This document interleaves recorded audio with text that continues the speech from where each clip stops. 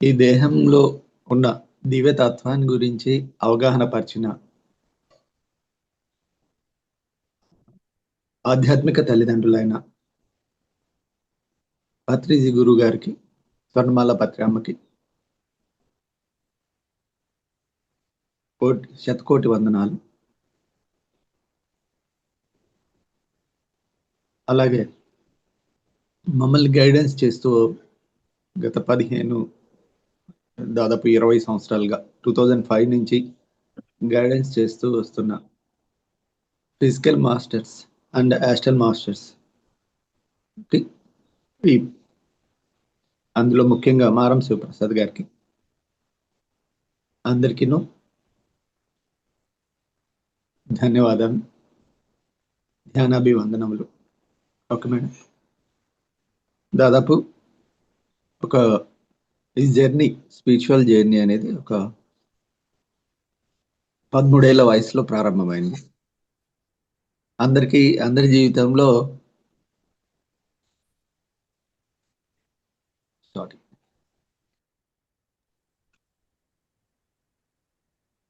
తండ్రి దేహాన్ని వదిలిపెడితే పెట్టిన అప్పుడు మొదలైన జీవితం అంటే నా 13 ఏళ్ల వయసులో మా నాన్నగారి దేహాన్ని వదిలిపెట్టినప్పుడు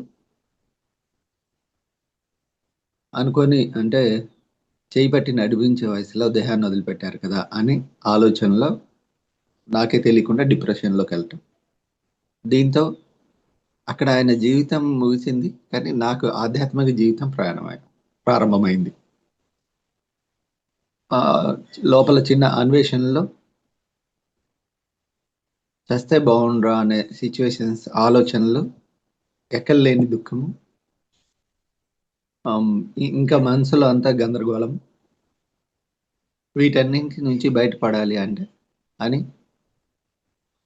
లోపలగా వచ్చే దానికి ప్రేరణగా కొన్ని బాహ్య నుంచి పుస్తకాల రూపంలో కానీ, ఎవరో మాటలు చెప్పినట్టుగా కానీ, అప్పుడు చక్కగా మూవీస్లలో, టీవీస్లలో సాయిబాబా మహత్యం, వీర బ్రహ్మేంద్ర స్వామి చరిత్ర, వీటిలలో ఉన్న వాక్యాలు, వీటిలో కొన్ని మాటలు అట్లా చిన్న ప్రేరణ ఇస్తూ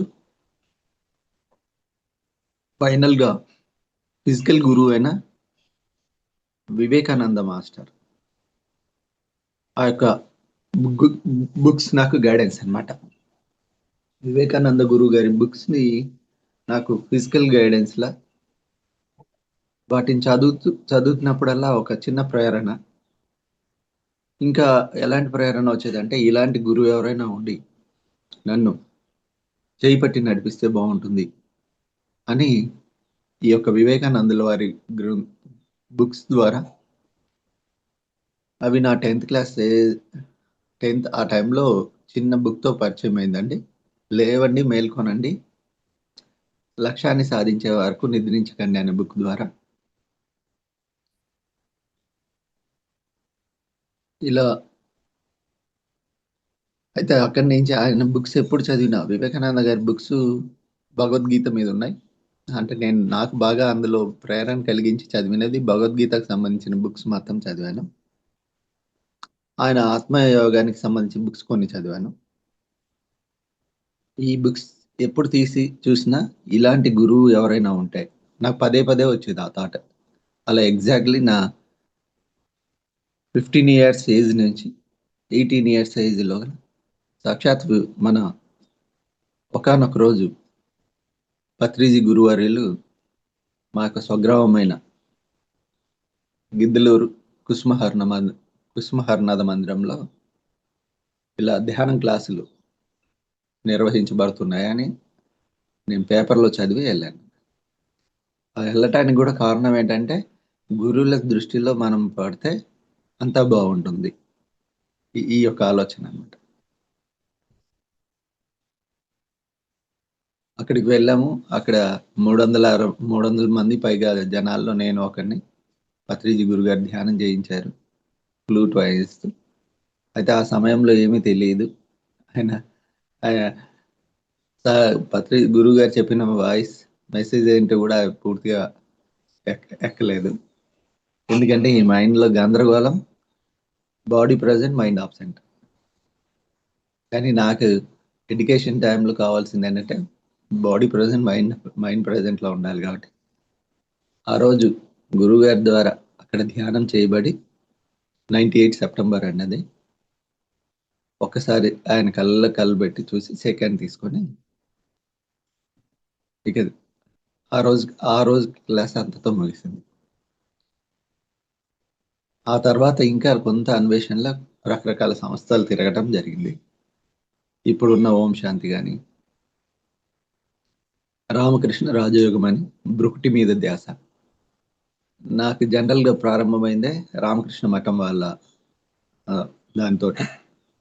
తర్వాత అలాగే కొన్ని గాయత్రి మంత్రము, పంచాక్షరి మంత్రం, ఓం నమ శివాయ, ఓం నమో నారాయణ, హరే రామ హరే కృష్ణ, ఇలాంటి మంత్రాలన్నీ చేస్తూ మరలా తిరిగి నేను 99 డిసెంబర్లో ఒక చిన్న పాంప్లెట్ ద్వారా ఇదే ధ్యానంలోకి మళ్ళీ వచ్చేసాను. అప్పుడు నేను డిగ్రీ ఇంటర్ సెకండ్ ఇయర్లో ఈ ధ్యానంలోకి మొట్టమొదట గురువు గారి చేత అడుగుపెట్టి 1 ఇయర్ తర్వాత మళ్ళీ 99 డిసెంబర్ డిగ్రీ ఫస్ట్ ఇయర్లో వచ్చేసానండి. డిగ్రీ ఫస్ట్ ఇయర్లోకి ఈ ధ్యానంలోకి వచ్చాక 3 ఇయర్స్ నేను అప్పుడు దాకా ఒక యావరేజ్ స్టూడెంట్ని.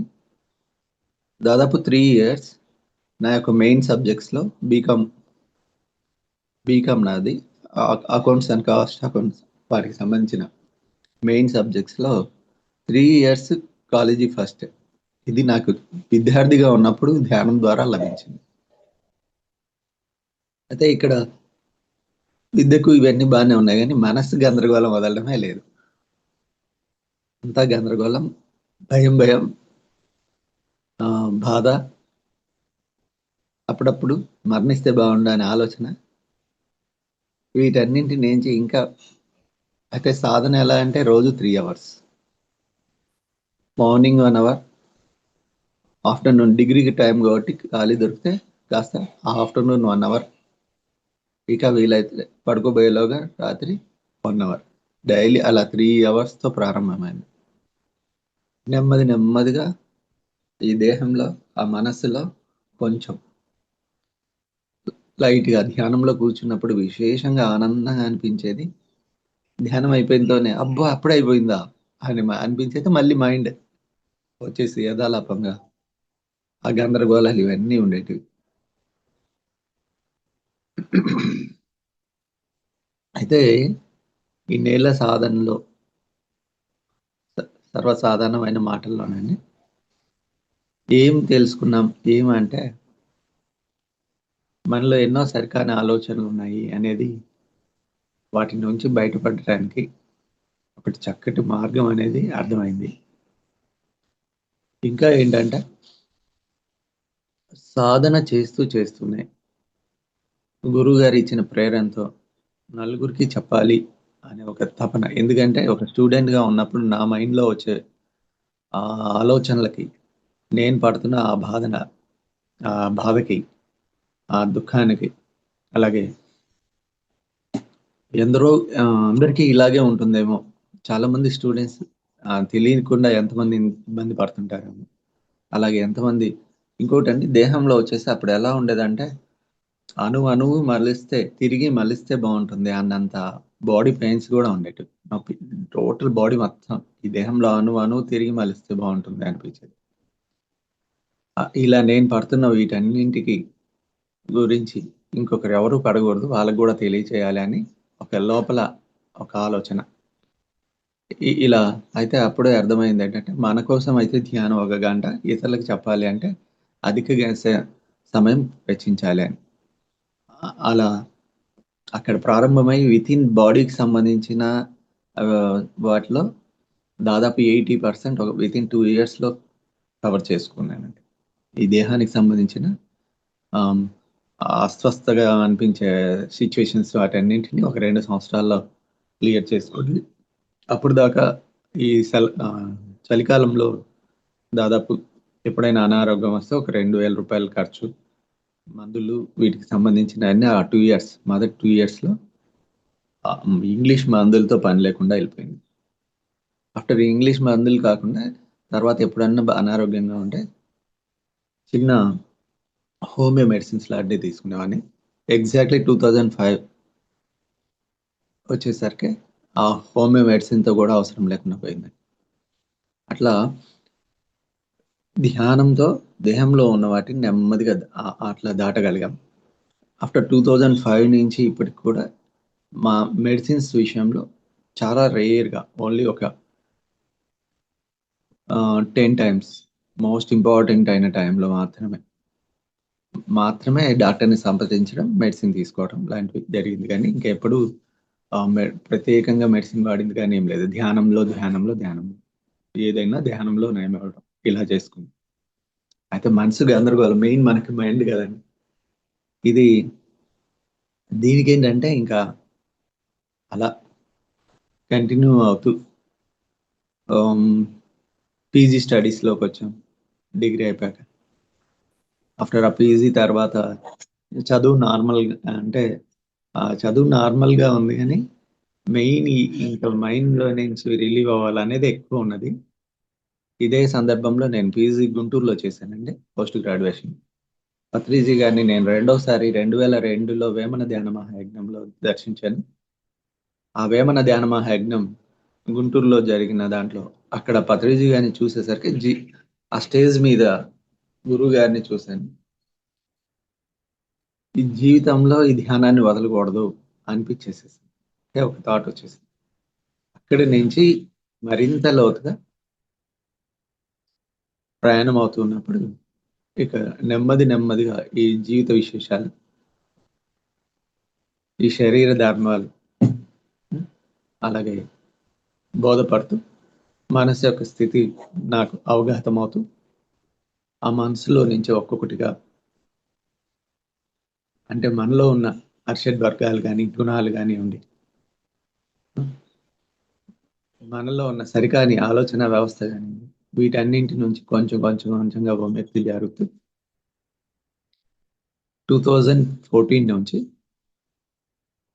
14కి ఎగ్జాక్ట్‌లీ 2014కి ఈ దేహంలో ఒక చిన్న ఆత్మ అనే ఒక చిన్న బీజం ఉంది. బీజ దశ నాలో అంకురించింది. అప్పుడు నేను నాకు అయితే అక్కడొక చిన్న కొంచెం వెనకెళ్తాను. 2005 ఇది సమయం ఏంటంటే, మేము ఇంకా కొంచెం బాగా చదవాలి అనే ఆలోచనతో, చదువుకునే వయసులోనే బాగా చదవాలి అనే ఆలోచనతో మళ్ళీ చార్టర్డ్ అకౌంటెంట్ కోర్స్‌కి వెళ్దాం. అది నాకు లైఫ్ టర్నింగ్ పాయింట్ లాగా తెలిసిందండి. రోజు 3 గంటలు ధ్యానం అది కంటిన్యూ చేస్తూ, ఆ కోర్స్ కంప్లీట్ చేసుకునే సమయంలో ఒకరోజు ఒక క్వెషన్ వచ్చేసింది ధ్యానంలో ఉన్నప్పుడు. నీకు అనారోగ్యపరంగా ఓకే. దేహపరంగా ఓకే. ఇక దేనికి ఈ ధ్యానం అనిపించేసింది. అప్పుడు జనరల్‌గా తెలిసిందేంటంటే ఆహ్, knowledge is wisdom knowledge is power. Wisdom is power అన్నట్టు. శక్తి అట్లా అనేది ఉన్న అవగాహన అప్పటికున్న ఆలోచన బట్టి నాకు నాలెడ్జ్ కోసం అని. అయితే ఏ నాలెడ్జ్ కావాలి అనేది తెలీదు. ధ్యానంలో అక్కడ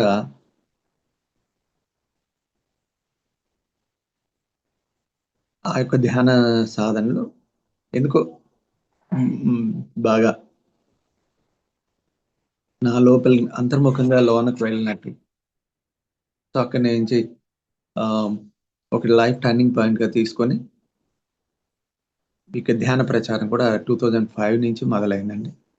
అయితే లోపల ఉన్న గురువు గారిని కలిసినప్పుడు, లేదా లోపల ఉన్న ఈ సిట్యుయేషన్ ఆలోచన, తపనకి ఆయనను కలిసినప్పుడల్లా ఒక చక్కటి ప్రేరణ కలిగేది. హ్మ్. ఆ ప్రేరణలో ఇక ఈ చార్టర్డ్ అకౌంట్ కోర్స్‌కి ప్రిపేర్ అవుతూనే మా స్వగ్రామంలో వెంకటేశ్వర పిరమిడ్ ధ్యాన కేంద్రం అనేది ఏర్పాటు చేసున్నారు. అక్కడ నేను వెళ్ళి దాంట్లో తన శ్రీనివాస్ గారు వారి ద్వారా ఇన్‌స్పైర్ అయ్యి ఆహ్, అదే వారేమి చేశారంటే ఈ తాళం తీసుకొని చదువుకున్నంత సేపు చదువుకో. బండి తాళం ఇచ్చారు చేతికి. స్కూల్స్‌కి వెళ్లి ధ్యాన ప్రచారం చెయ్యి అని చెప్పారు. సరే రైట్. నాకు ఇంకా సమయం కాస్త చదువుకోవడం, స్కూల్‌కి వెళ్ళడం, ధ్యాన ప్రచారం చేయటం. ఈవినింగ్ అయితేనే 2 రోజులకోసారి ఆయనతోటి పల్లెళ్ళకి వెళ్ళటం. ఆయనేంటంటే టీచరు, స్కూల్ టీచర్. దాంతో పాటు ఎల్ఐసీలు అవి చేయిస్తారు వాళ్ళ మేడం గారి ద్వారా. ఆహ్, ప్రత్యేకంగా పల్లెలకు తీసుకెళ్ళి ఈ యొక్క ప్రచారం కోసం గూడా తిప్పేవారు. ఇది నాకక్కడ పల్లెలకు వెళ్ళడం, బయటకు వెళ్ళడం అనేది అక్కడ ప్రారంభమైంది. కానీ లోపల తపన, తపన మటుకు తీరటం లేదు. ఎందుకు ఒకవైపు దుఃఖం ఉంటుంది. ఒకవైపు బాధ అనిపిస్తుంది. ఒకవైపు గందరగోళం అనిపిస్తుంది. ఇంకా ఏదో తెలవాలి అనిపిస్తుంది. వీటన్నింటికి ఇంక ఏంటి అంటే, ఓహో! నా కోసం నేను ధ్యానం చేస్తే ఒక ఎత్తు, ఇతరులకి చెప్తే పదింతలు ఎత్తు అన్నట్టు. ఇక ఆ పదింతల ఎత్తు కోసం అది అనుకోకుండానే ఆ ప్రేరణలో అట్లా బయటికి వెళ్ళటం. ఇవి జరుగుతున్నాయి. అయితే ఏంటి అనుభవాలు ఏం అనుభవం కలిగింది అంటే,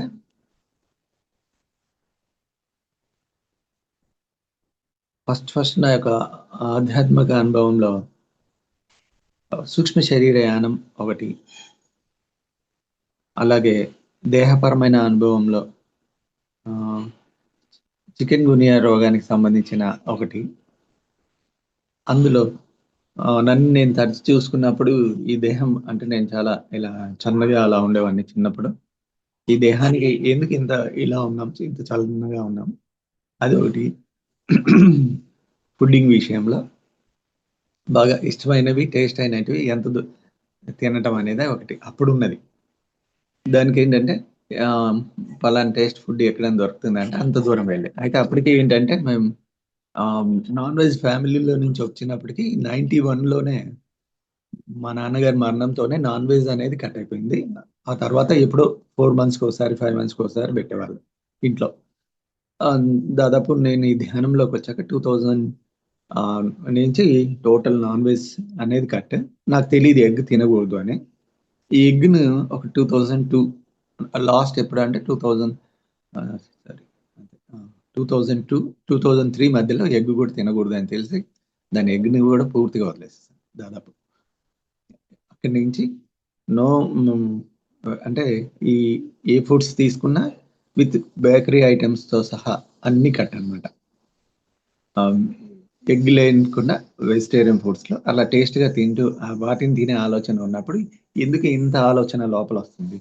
ఈ ఈ రుచుల మీద ఎందుకు ఇంత ఇది ఉంది అంటే, దానికి గూడా ఒక అనుభవాత్మకమైన అట్లా జ్ఞానాన్నిచ్చారు. అసలు జర్నీ ఏంటంటే, ఎగ్జాక్ట్‌లీ నేను పీజీ స్టడీస్‌లో రేపటి రోజు ఎగ్జామ్‌కెళ్ళాలి. ఆహ్, ఫస్ట్ ఇయర్ ఎగ్జామ్స్. ఇంటి దగ్గర అమ్మకి, మా చెల్లయ్య వాళ్ళకి హెల్త్ బాలేదు. చెల్లయ్య వాళ్ళ పిల్లలకి. హ్మ్. నాకు ముందు రోజు నైట్ ఆ విషయం తెలిసింది. నేను కొంచెం మైండ్‌లో ఆ థాట్ వచ్చేసింది. అరే! అక్కడ హెల్త్ బాలేదు కదా! అని. నేను గుంటూరులో ఉన్నాను. మా రూమ్‌లో. సరే నైట్ చదువుకొని అలా ధ్యానంలో కూర్చున్నాను నేను. ధ్యానంలో కూర్చున్నప్పుడు ఒక్కసారిగా ఈ సూక్ష్మ శరీరం బయటకొచ్చేసేసి నాకు ఆ ఇంటికి వెళ్ళి వాళ్ళందరిని చూడటం, వాళ్ళందరిని చూసి ఓకే. ఆ! అనిపిచ్చి మళ్ళీ ఇంట్లో నుంచి బయటకొచ్చినతోనే ఆ ఊర్లో నాకిష్టమైన ప్లేస్ ఒకటుంది. ఆ బొమ్మల సత్రం అని చాలా బావుంటుంది. అక్కడ బయటికెళ్ళి కొద్దిగా చూసొద్దాం అని జెప్పి సూక్ష్మ శరీరంతోనే అలా జర్నీ చేయటం.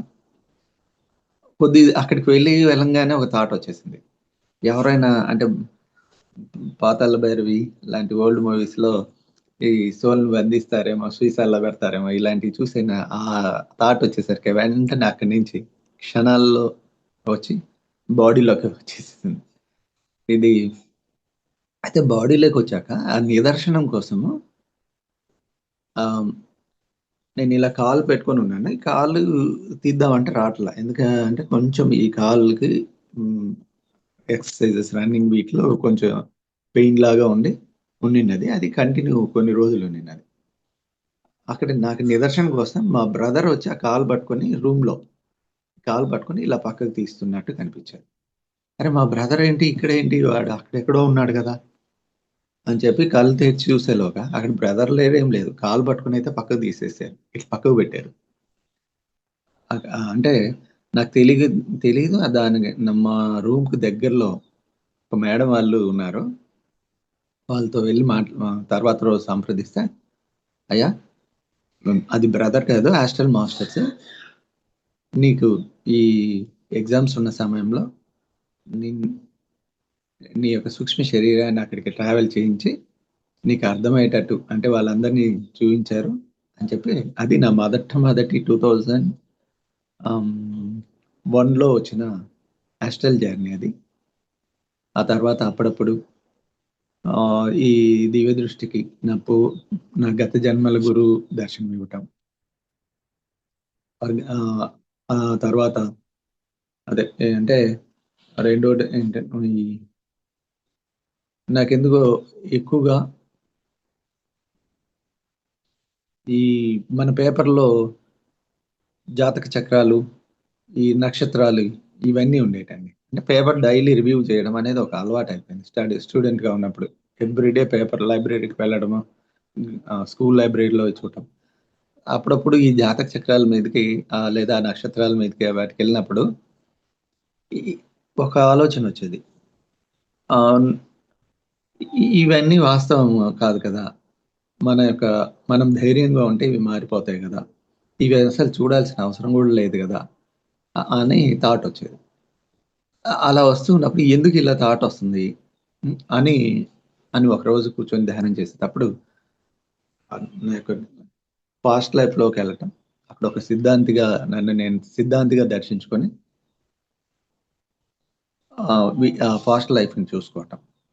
ఇది దర్శించాలి. తర్వాత ఈ ఫుడ్డింగ్ విషయంలో ఎందుకింత జీహ చాపల్యం ఎందుకు అనుకున్నప్పుడు అక్కడ ఒక ఫాస్ట్ లైఫ్‌లోకి తీసుకెళ్లారు. ఆ ఫాస్ట్ లైఫ్‌లో అంటే ధ్యానంలోనే అండి. ఆ ధ్యానాన్ని కూర్చున్నప్పుడు ధ్యానం ఎండింగ్ టైమ్‌లోనో, మధ్య టైమ్‌లోనో ఈ ఎక్స్‌పీరియన్స్ ఒచ్చేది. ఈ ఫాస్ట్ లైఫ్‌లో కంటే ఒకానొక జన్మలో నేను బ్రాహ్మణ కుటుంబంలో జన్మించినట్టు, అక్కడ వాళ్ళ కుటుంబంలో ఉన్నప్పుడు అంటే బ్రాహ్మణ కుటుంబంలో ఉన్నప్పుడు పంచభక్ష పరమాన్నాలతో చేసే ఆ తిండ్లు దానికి సంబంధించిన జీవ చాపల్యం నా అంతర్గతంలో లోపల సంస్కారాల్లో ఉన్నవి అన్నట్లు. అలాగే ఈ దేహానికి సంబంధించి ఎందుకు నేను ఇంత పీల్‌గా ఉంటాను, సన్నగా ఉంటాననే దానికి ఒకానొక ఫాస్ట్ లైఫ్ తీసుకెళ్లారు. అలాగే నేను హ్మ్. ఈ నేను అంటున్నది నిజానికి ధ్యానంలోకి రాకముందు అహంకారపూరితమైన నేను, పూర్తి దేహం అన్న భావంతో కూడిన నేను ఉన్నదండి. అలాగే మనస్సుతో కూడిన నేను ఉన్నది. ఈ ధ్యానంలోకొచ్చాక ఈ నేను అనే మాట కనిపించే ఈ నేనుకి ఆ! మనస్సుకి సంబంధించింది కాదు. అలాగే వీటన్నింటికి మూలం ఈ దేహము, మనస్సు, బుద్ధి ఆ! అలాగే ఆ చిత్తహంకారాలన్నింటికి మూలమైన నేను.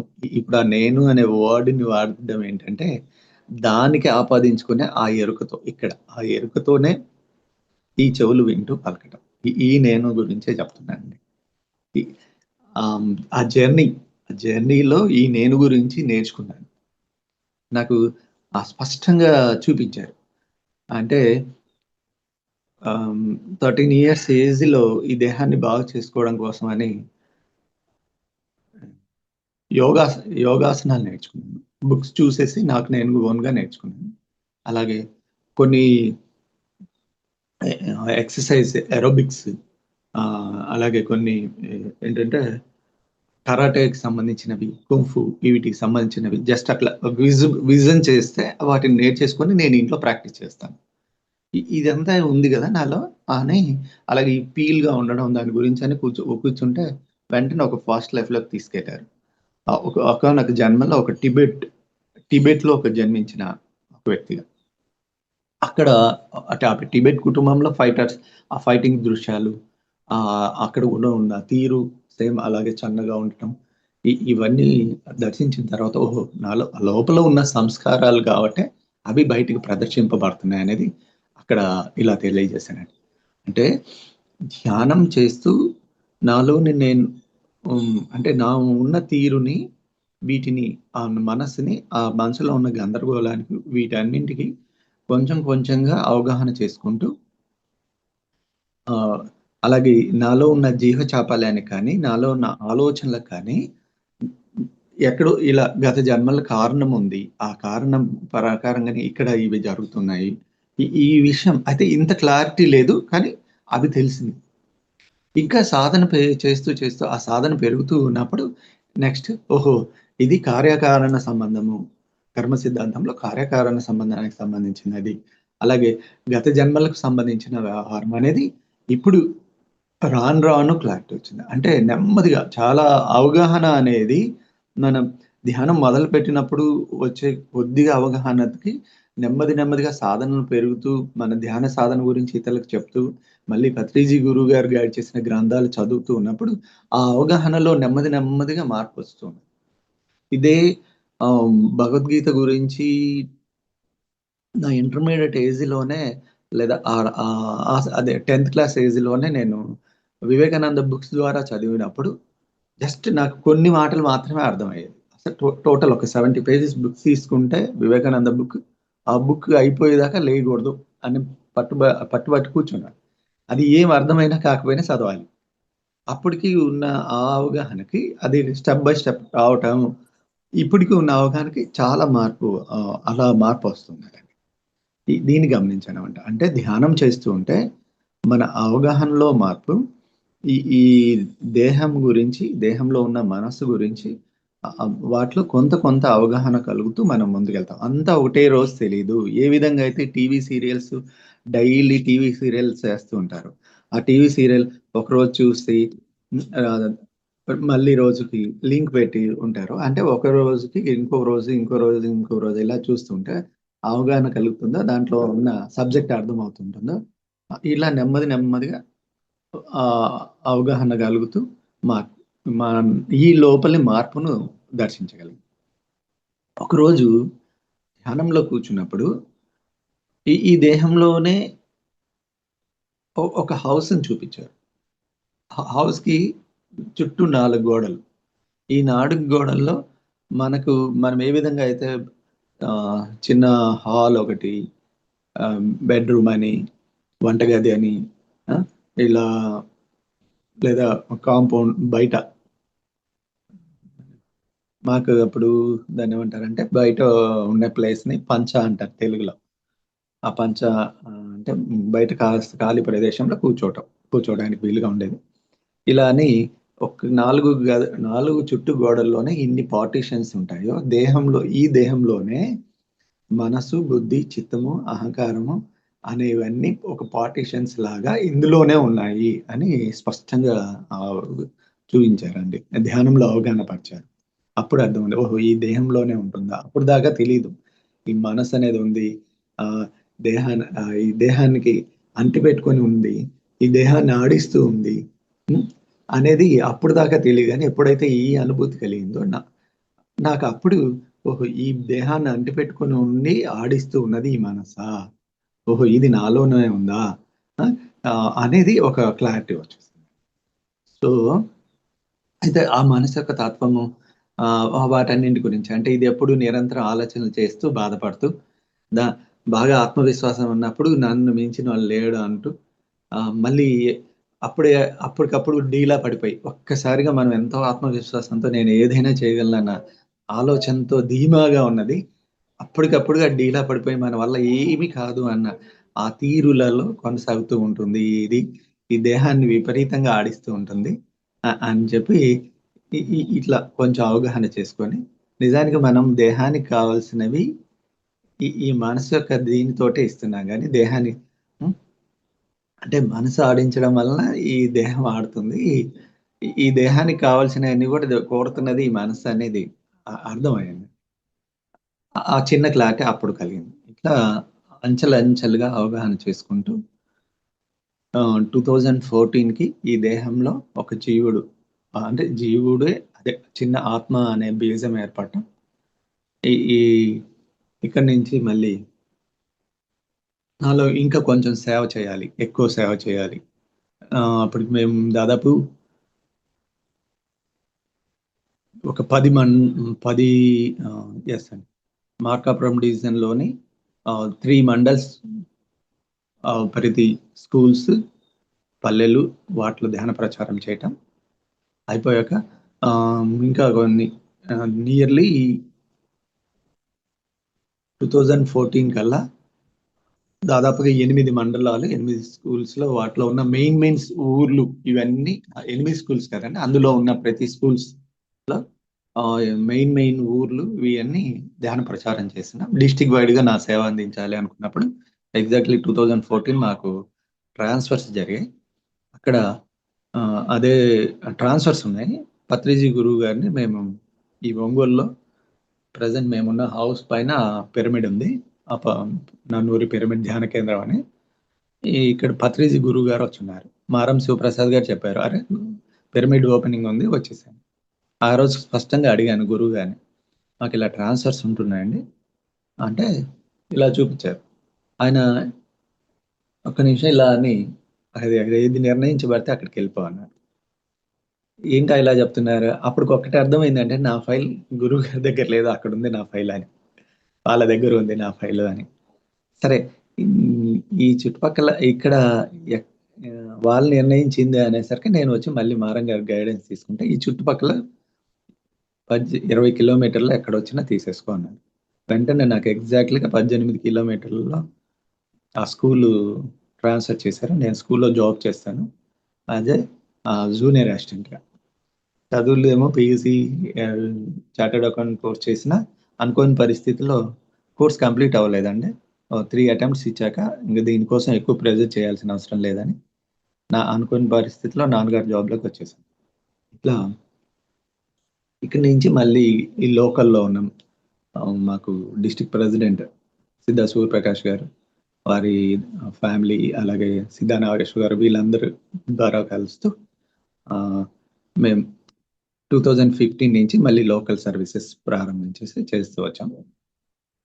నన్నూరి గారు, వీరు వీళ్ళందరూ అంటే ఇక్కడున్న లోకల్ పీపుల్స్ తోటి. హ్మ్. ఇక్కడ వస్తూ ఉన్నప్పుడు ఎగ్జాక్ట్‌లీ 2018లో ఈ లోపల ఉన్న ఈ నేను అనే చిన్న బీజం కాస్త ఎరుక పెరుగుతూ అది ఆత్మ అనే చిన్న ఎప్పుడో ఎప్పుడో బ్లింక్ అయ్యేది. 2014లో అప్పుడప్పుడు ధ్యానంలో ఉన్నప్పుడు చక్కటి ఎరుక ఉండేది.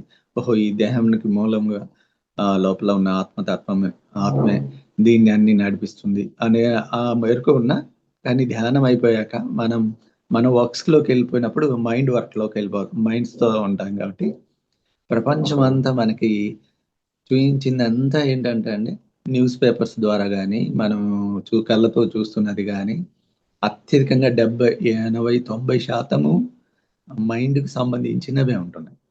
కానీ ఎక్కడ మనల్ని వేరు చేసిందంటే ధ్యానం అనేది, పత్రిజీ గారు మనకిచ్చిన ఆనాపానసతి ధ్యానం అనేది మనల్ని ఎక్కడ చేస్తుందంటే, ఈ ధ్యానంలో కూర్చున్నప్పుడు, ఆ ధ్యానంలో మనసు స్థితిలో కాకుండా బుద్ధి స్థితిలో ఆ ఆత్మ స్థితిలో ఉంటున్నప్పుడు, అదే మోడ్‌లో ఆ సమత్వ దృష్టిలోనే మనం బాహ్యంలో వ్యవహరించినప్పుడు మాత్రమే మనకు ఆత్మతత్వం యొక్క తీరు అర్థమవుతున్నది కానీ, మిగతా అంతా మైండ్ సెట్టే.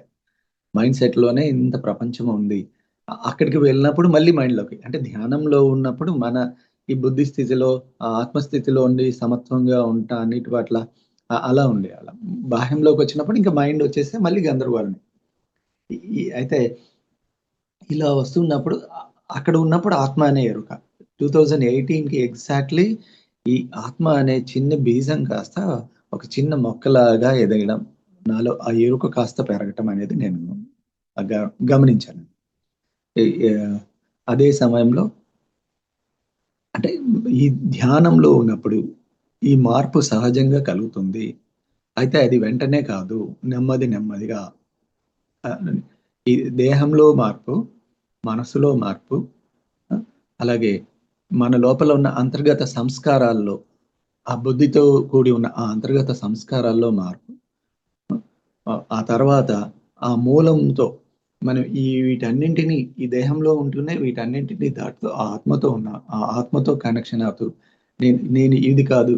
ఇది దీన్ని బేస్ చేసుకొని నడిపిస్తుంది అని తెలుసుకుంటూ ఈ మార్పుని అలా నెమ్మదిగా ఆహ్, అలా చేరతాము అనేది అవగాహనకొస్తుంది. అయితే గందరగోళం మైండ్‌లో ఉన్న గందరగోళం మటుకు మళ్ళీ ఎప్పటికప్పుడు వస్తూ ఉండేది. అది అంత తొందరగా వీడలేదు నాకైతే. హ్మ్. అంటే మన యొక్క 'ధ్యాన జగత్' మ్యాగజైన్‌లో నేను ఒకరోజు మళ్ళీ ఆల్రెడీ భగవద్గీతలో చెప్పాము. ఈ మనస్సనేది చంచలమైంది. ఈ ఎంత అంటే దానికి అభ్యాసం, వైరాగ్యం అని ఆయన చెప్పారు. భగవద్గీతలో ఉంది. పత్రిజీ గురుగారేంటంటే మనకి వేల సంవత్సరాల నాటి ఎన్నో జన్మలకు సంబంధించిన ఆనాటి అదే వేలు కాదండి. ఎన్నో జన్మలకు సంబంధించినవన్నీ మన మైండ్‌లో ఉంటాయి కాబట్టి అవన్నీ ఎప్పుడూ మన మైండ్‌ని గందరగోళపరుస్తూ ఉంటాయనేది మళ్ళీ నేను 'ధ్యాన జగత్' మ్యాగజైన్‌లో మళ్ళీ చూసినప్పుడు నిర్ధారించుకున్నాను. ఓహో! నేను ఈ బెంబేలెత్తిపోవాల్సిన పని లేదు. ఇదయిపోవాల్సిన పని లేదు. నా లోపల ఇంకా ప్రాసెస్ జరుగుతూ ఉంది. అంటూ అలా తెలుసుకొని ఎగ్జాక్ట్‌లీ 2018లో కాశీలో జరిగిన ఆ యొక్క యజ్ఞంలో ఈ ఈ దేహంలో ఉన్న అక్కడ ధ్యానానికి కూర్చున్నామండి. ఇదంతా ఒక శివలింగాకారంలో కనిపిస్తుంది. ఇ ఇ ఇట్లా చూసుకొని ఇది శివుడు అని ఆ లోపల ధ్యానంలో అర్థమైంది. అంటే నా తర్వాత లేచాక నాకర్థమైందంటే ఈ జీవుడు శివుడు అని అని తెలిసింది. అట్లా ఎందుకు అంటే అలాగే మాకు ఇంటి దైవము, ఇష్ట దైవము శ్రీశైల మల్లికార్జున స్వామి, భ్రమరాంబ అమ్మవారు. అయితే అప్పుడున్న జ్ఞానానికి ఆయనకు రూపం లేదు. ప్రత్యేకమైన నామాలేమీ లేవు. నిరాకారుడు ఇవన్నీ ఉంటాయి. ఆ రూపాన్ని సాయి ఈశ్వరుడులో, సాయిబాబాలో నాకెందుకో చిన్నప్పటి నుంచి సాయి మహత్యం అవి చూసినప్పుడల్లా ఒక గాఢమైన లోపల నుంచి ఒక దుఃఖం లాగాను అంటే బాధతో కూడింది కదా! అట్లా అనిపించేది. సరే అక్కడ కనెక్ట్ అయ్యారు. షిరిడి సాయినాథుడు. ఆయనలో ఈ ఈశ్వరుని దర్శించడం ఇలా చేసుకుంటున్నప్పుడు నాలో ఉన్న ఆ నిరాకార స్థితి, ఆ ఆలోచనకి ఇక ఆహ్, నాకు ఇది ఇది ఆహ్, 2018 ఆ సమయంలో ఈ జీవుడు ఇది మొత్తం ఒక లింగాకారంలాగా కనిపించడం. ఇది శివుడు అనిపించటం. ఇట్లా నాకు నేను అనుకుంటున్నా లోపల అది అర్థమవుతుంది. ఆహ్, శివ్ ఈ శివుడు అని అర్థమవటం. ఇట్లా తెలుసుకోబడ్డా. అంటే ఈ జీవుడిలో శివుడు ఉన్నాడు అనేది అక్కడ దర్శనమిచ్చారు. ఆ అనుభూతి కలిగించారండి. అట్లా అలాగే మా నాకు 2007లో మ్యారేజయింది. ఎవరైతే నాకు మ్యారేజ్ చేసుకోబోతున్నానో నా లైఫ్ పార్ట్‌నర్‌ని గూడా నేను ధ్యానంలో దర్శించాను. ధ్యానం ధ్యానంలోనే దర్శించుకొని ఆహ్, చేసుకోవడం అనేది జరిగింది. అయితే ఇక్కడ మనకు ఫ్రీ వీల్ జోన్ ఉందనేది గూడా చెప్పాలి. ఫ్రీ వీల్ జోన్ ఎలా అంటే ఆహ్,